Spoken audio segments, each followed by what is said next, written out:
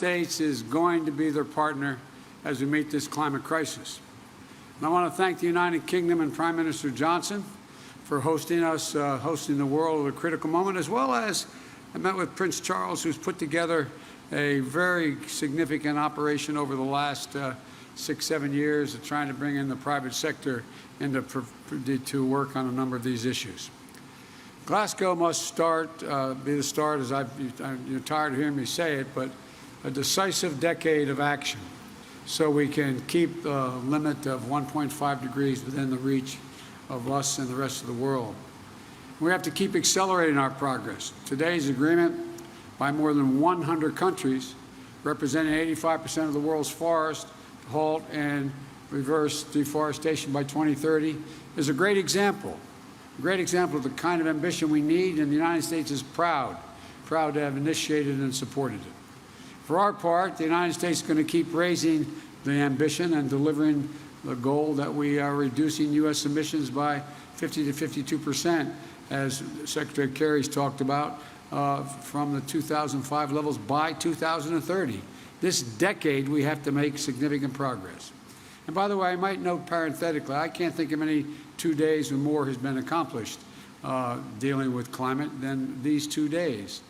Overall, the past 2 days, I've announced a series of initiatives that are going to make sure we hit the target of including today 2 new rules to reduce methane losses from new and existing oil and gas operations and from natural gas pipelines. Thanks to the effort of our joint effort with the EU, we've grown global methane pledge. Remember, I raised it when I spoke to the United Nations from 9 countries signing on to that pledge in September at the United Nations. More than 100 countries have signed on. It's about half the world's methane emissions, 70% of the world's global GDP. We made commitments to promote climate-smart agriculture, spur innovation, catalyze private finance for a clean economy, and to drive high-standard, clean, climate-resilient infrastructure through the Build Back Better initiative. We had a great meeting today where we sat and talked about the whole focus of my Build Back Better initiative, which is adopted by the G7, was that everything should be focused on, as we help with the infrastructure of the rest of the world, which needs it badly, focused on climate. The example is if you build an oil well, if you build a gas or oil refinery, you're going to have that for the next 30 years. Well, why not invest now if we're going to provide for the help for nations in solar capacity or wind capacity? So the point is, although we also brought through the new President's Emergency Plan for Adaptation and Resilience. We called it, I'm getting tired of acronyms, I have to admit to you, but it's called a PREPARE. We're going to support climate adaptation efforts to more than 500 million people worldwide. We also released our overall long-term strategy that outlines how we'll get to net zero emissions by 2050. You know, we know that this must be a whole of society effort. I'd also want to thank the representatives from the private sector and from labor and philanthropies, civil societies who are dedicating themselves to the climate action efforts we're all making here. That leadership, together with action by state and local and tribal governments, has been essential in the United States. That's why, despite the previous administration's pulling us out of the Paris Agreement and refusing even to acknowledge there was a climate crisis, we still brought down emissions during that period. I also want to acknowledge the passion and power of the young people and the activists who are doing such vital work to remind us of our moral obligation to future generations. But look, as I said yesterday, it's not just a moral imperative, it's an economic imperative as well. Investing in our clean energy future is an enormous opportunity for every country to create good-paying jobs and spur a broad-based economic recovery. As I've said, you've heard me say before, my colleagues as well, when I think of climate crisis, I think of jobs. And that's what the Build Back Better framework will do for the American people. It's going to bring historic investment in clean energy, addressing the climate crisis. It's going to cut greenhouse gas emissions by well over a gigaton by 2030.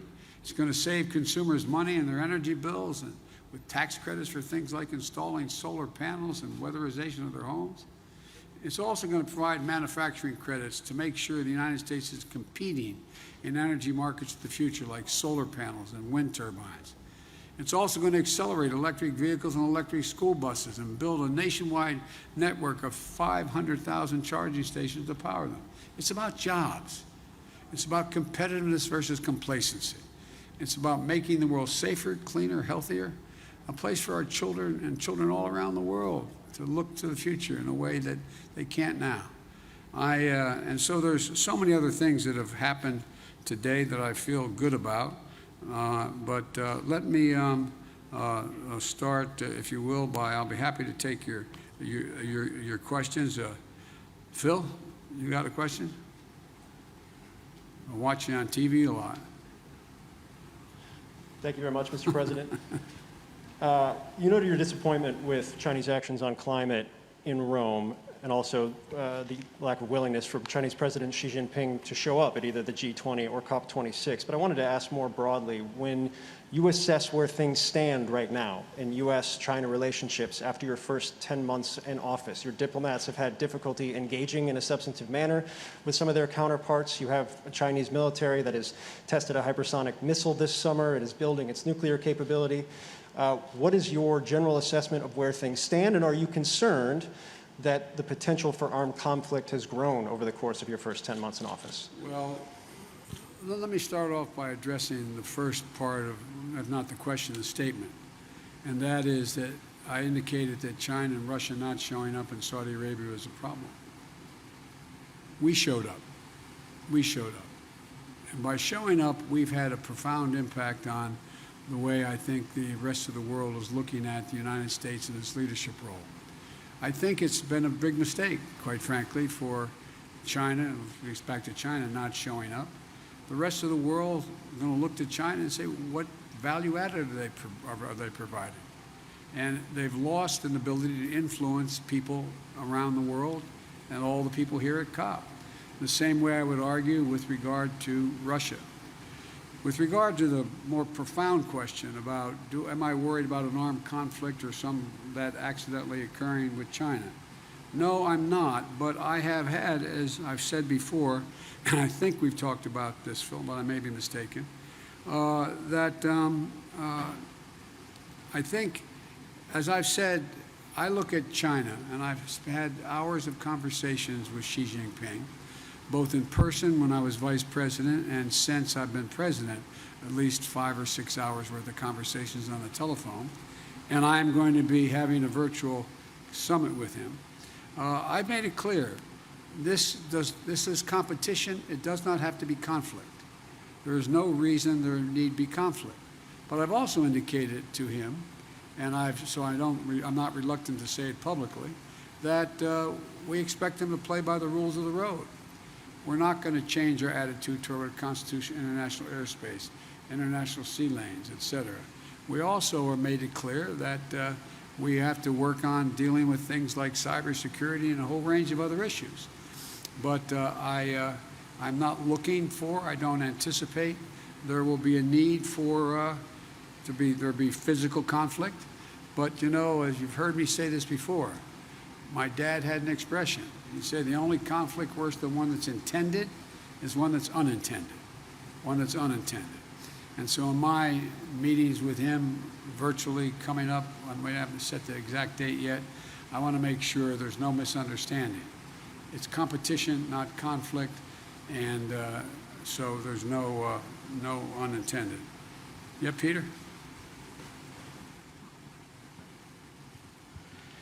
Mr. President, you're touting on this visit your $1.75 trillion plan that includes climate, but your party is still not united behind it. Senator Joe Manchin yesterday called it budget gimmicks, shell games, and a recipe for economic crisis. Today he said he never signed off on the framework. So do you have a specific commitment from Senator Manchin to support your Build Back Better bill, yes or no, and how do you respond to those criticisms? And I have a quick follow-up. Number one, I'm not going to talk about the specifics of my conversations. He will vote for this if we have in this proposal what he has anticipated, and that is looking at the fine print and the detail of what comes out of the House in terms of the actual legislative initiatives. I believe that Joe will be there. With regard to the issue of whether or not he thinks that he's worried about this being inflationary or going to be negative impact in the economy, I think that I've made it clear to Joe, and will continue to, and we will, that as I've apologized for repeating it, Peter, but 17 Nobel laureates on economics said it's going to lower inflation, raise wages, increase competition, create 2 million jobs a year, et cetera. And so I think that I understand that Joe is looking for the precise detail to make sure nothing got slipped in terms of the way in which the legislation got written that is different than he acknowledged he would agree to. But I think we'll get this done.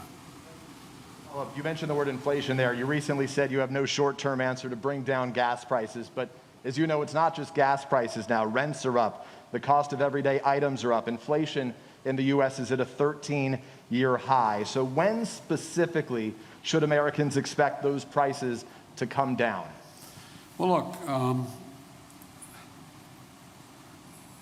first of all, the significant reason why prices are up is because of COVID affecting the supply chain.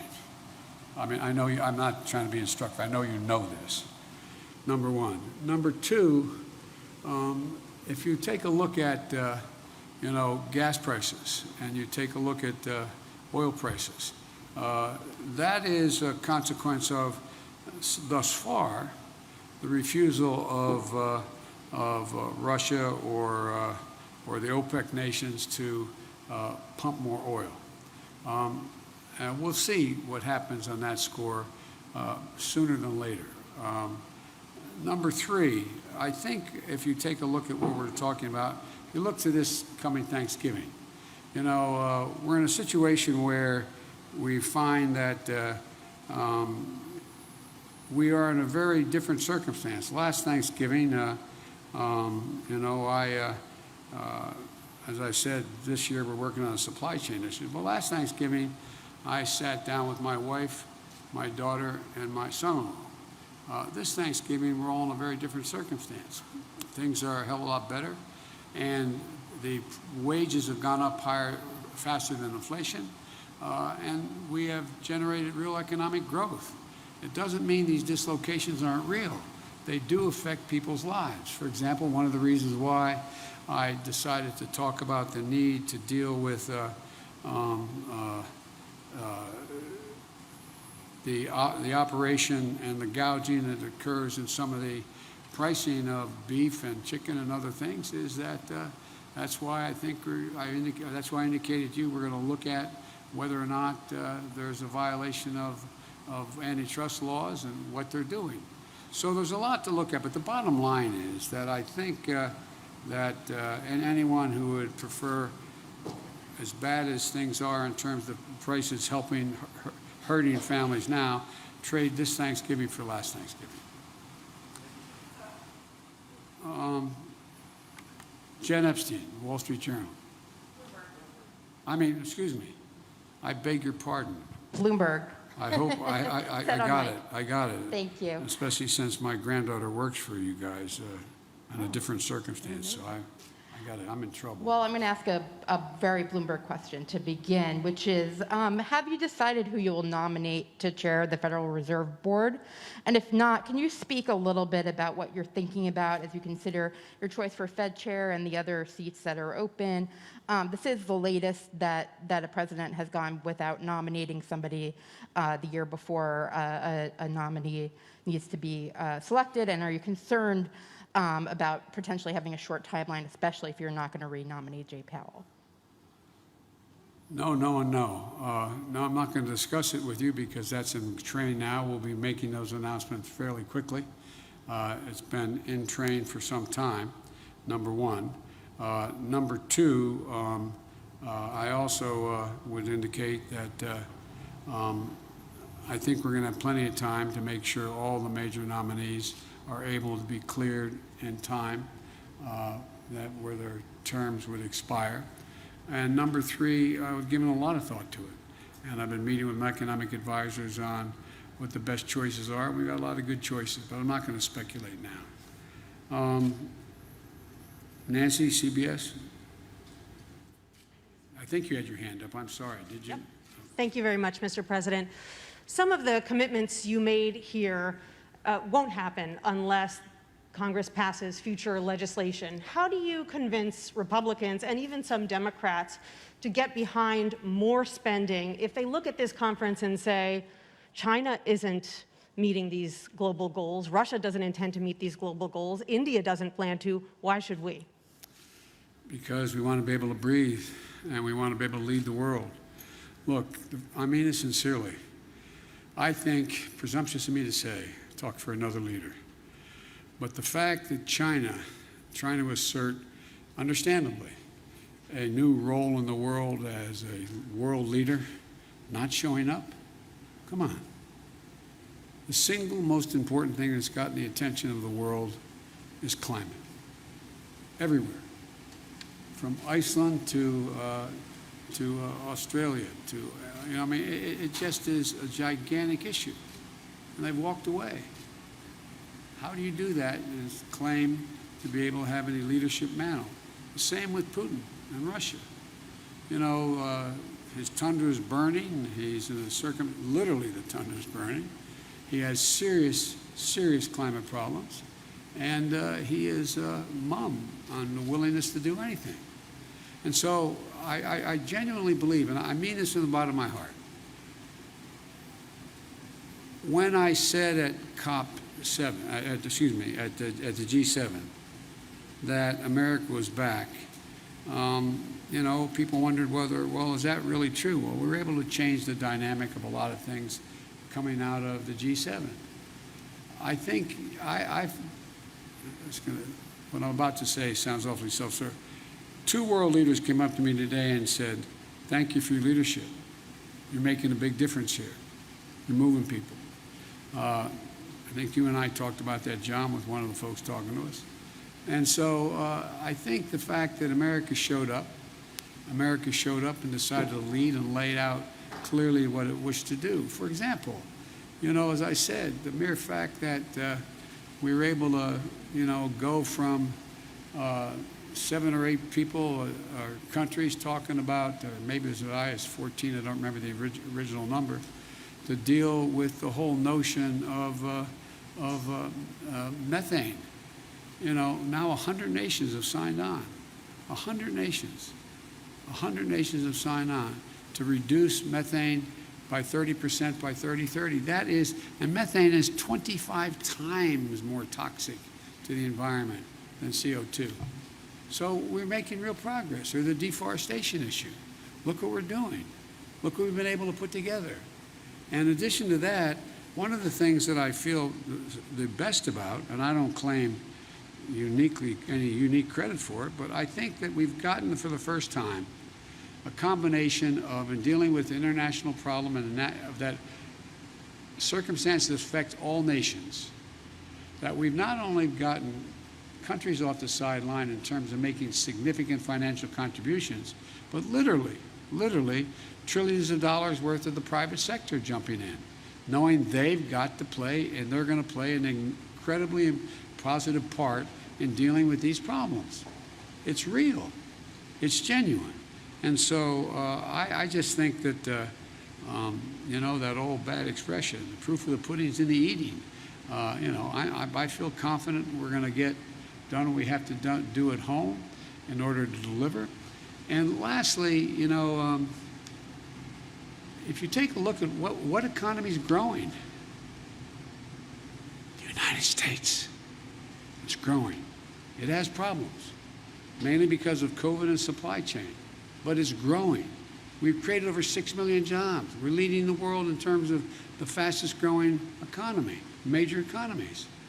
So I think, you know, we're going through a difficult time in the world because of COVID, because of supply chain consequences, because of the environment and all that's occurred, the way it's in fact imploded in the near term. But as I said to you earlier, and I really mean it, I think it presents a gigantic opportunity, an opportunity to, in a sense, press the restart button and move in a direction that I think the vast majority of countries And look, I'm sure you interview other world leaders that are here. The vast majority think this is an opportunity. They're not quite sure exactly what to do, exactly how to do it. Not that I have all the answers, I'm not implying that. But they know that. They know that growth rests in dealing with the economy in a way that affects the whole notion of what we're going to do about climate change. And it's a gigantic opportunity. Okay, I called on the Wall Street Journal, Catherine. I got the wrong one. Sorry. Let's try the real Wall Street Journal. Thank you very much. We are the real Wall Street Journal. Mr. President, you tweeted earlier asking Virginia and New Jersey residents to vote. Democrat Terry McAuliffe is struggling in a state that you won by 10 points. Do you see his problems as a rebuke of your presidency? And could this signal your real losses for Democrats in the midterms? We're going to win. I think we're going to win in Virginia. And you know, you're reporting it being close. The race is very close. So it's about who shows up, who turns out. And granted, I did win by a large margin. But the point of the matter is that I think that this is going to be what we all knew from the beginning. This is going to be a tight race. And it is tight. And it's going to get down to turnout. And it's going to, my guess is I'm going to be landing at 1 o'clock in the morning East Coast time. That's probably about the time we'll be hearing what the final results are. I think we're going to win New Jersey as well. But look, you know, the off year is always unpredictable, especially when we don't have a general election going on at the same time. That's been the case up and down, you know, for a long time, especially as Virginia's turned more and more blue. But having said that, I don't believe, and I've not seen any evidence that whether or not I am doing well or poorly, whether or not I've got my agenda passed or not, is going to have any real impact on winning or losing. Even if we had passed my agenda, I wouldn't claim we won because Biden's agenda passed. So, but I think it's I think it's going to be very close. I think it's going to get down to, as you all know, turnout.